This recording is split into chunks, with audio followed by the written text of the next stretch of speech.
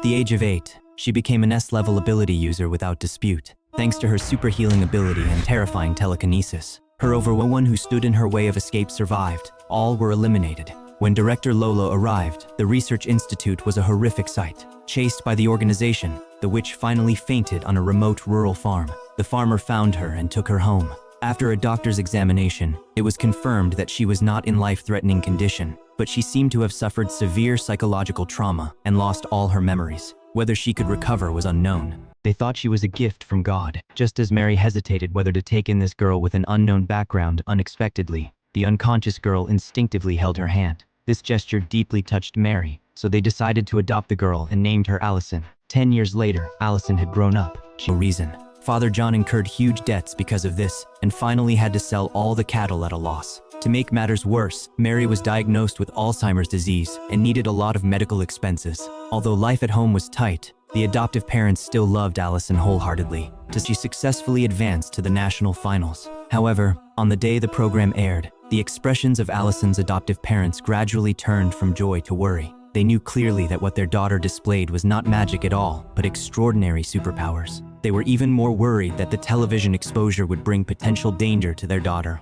Allison noticed their concerns and promised her mother that she would no longer participate in such programs once she got the prize. After returning to her room, she suddenly felt a severe headache, and a surge of energy erupted in her body, allowing her to instantly perceive everything miles away. Meanwhile, she noticed someone standing on the distant mountaintop, watching her house. However, her head was throbbing badly the whole time, so she couldn't find out who those people were. Early the next morning, Allison and Jenna took the first train to the final. On the way, they met a strange behaving man named Lucas. He seemed to know Allison, escaping unscathed. However, as soon as Allison returned to the town, Lucas, who had spoken to her on the train, appeared in front of her again. Allison didn't want to pay attention to him, but Lucas suddenly reminded her to go home quickly. Her parents might be in danger.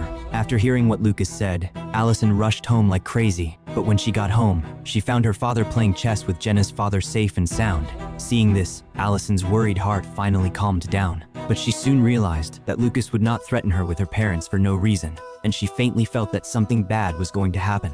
Allison's guess was correct. After seeing her on television, Dr. Lola, the director of the research laboratory, wanted to bring her back to continue the research. Then, Lola sent people to bring Allison back, and also ordered the murder of all personnel who had participated in the genetic modification research to cover up Allison's secret. After learning about Lola's approach, the senior management of the laboratory decided to execute Allison, the test subject as well. They only needed to take Allison's brain back for research, to find a way to cure the continuous festering of the first-generation test subjects' bodies. That night, Allison's superpowers erupted involuntarily again. She immediately noticed a group of uninvited guests breaking into the house, but as soon as she walked out of the bedroom, she was controlled by them. The man threatened her not to make a sound, otherwise he would kill her friend Jenna. And the leader of these uninvited guests was Leo, who had tried to take Allison away at the television station. Moreover, he also seemed to know Allison and said that the scar on his face was left by Allison when she escaped as a child. But no matter what the other party said, Allison still looked confused because she didn't remember who the other party was at all. Then, she begged Leo bitterly to spare her friends and family. Seeing that Allison still refused to admit her identity,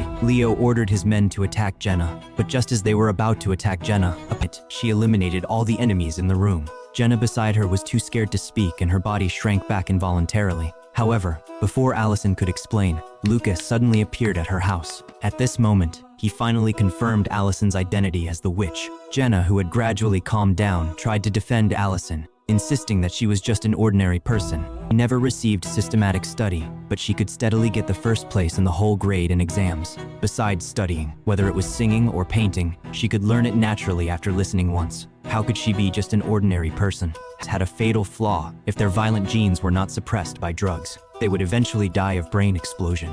But surprisingly, Allison, who should have died long ago, had survived for 10 years. With the injection of the medicine, Allison seemed to be reborn. Seeing the satisfied expression on Allison's face, Lucas immediately realized that everything was as he suspected. Allison following him back to the experimental headquarters was actually her plan. Sure enough, everyone was tricked by Allison. She had never lost her memory. It was not that the organization had tried their best to find her, but that she had deliberately let the organization find her. Then she used her super. Seeing the situation was bad, Luch also allowed Allison to disappear into the smoke. When the smoke cleared, Allison was gone. At this time, an abnormal sound suddenly came from the ceiling. Lola's bodyguards immediately shot at the ceiling, but the response was cold bullets. Soon, Allison jumped down from the ceiling and landed firmly behind Lola. In fact, long before escaping from the laboratory, Allison had planned everything. She targeted a middle-aged couple without children, using their desire to adopt a child to make them take her in. Later, she began to search for Lola's whereabouts, but as her headaches became more and more severe, Allison decided to take the initiative to lure Lola to find her, hence the scene of showing her superpowers on the television show. When she saw Lucas on the train, she knew her plan had succeeded. Now that her wish was fulfilled, she no longer needed to pretend. To get more medicine, she did not hesitate to shoot Lola. Then she dragged Lola to find more medicine. Meanwhile, Lucas and others rushing to Lola's location were unexpectedly ambushed. The attackers were Landon, who had received instructions from the senior management to eliminate all second-generation test subjects. Lucas obviously didn't want to waste time on Landon, so he left a few men and continued to look for Allison. Just as Allison was escorting Lola to find medicine everywhere, she suddenly sensed something unusual.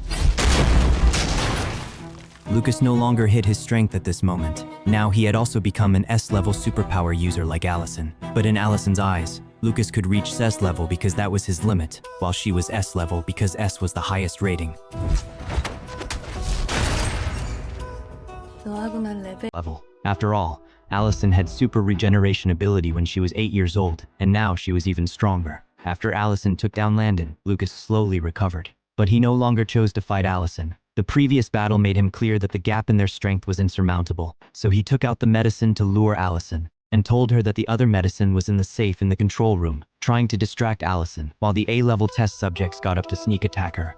At this moment, Lucas was completely panicked, waiting quietly for the end, like a lamb to be slaughtered. Allison still wanted to get the location of the Research Institute's headquarters from Lucas to find a way to make the medicine. But Lucas would rather die than tell her, and said that people like them who killed everywhere were no longer worthy of living in the world. Why bother maintaining their lives with medicine? After eliminating all threats, in fact, when Allison's strange superpowers appeared, the family's cattle and dogs died one after another. Her adoptive father had always been afraid that the person they adopted was a monster, and even thought about sending Allison away, but Mary firmly opposed it. In the end, her adoptive father hoped that after Allison solved all her affairs, she could live an ordinary life like a normal person. Allison didn't say anything else and left the hospital silently. Later, she came outside Jenna's house. After waving goodbye to Jenna, she embarked on a journey to find a way to survive.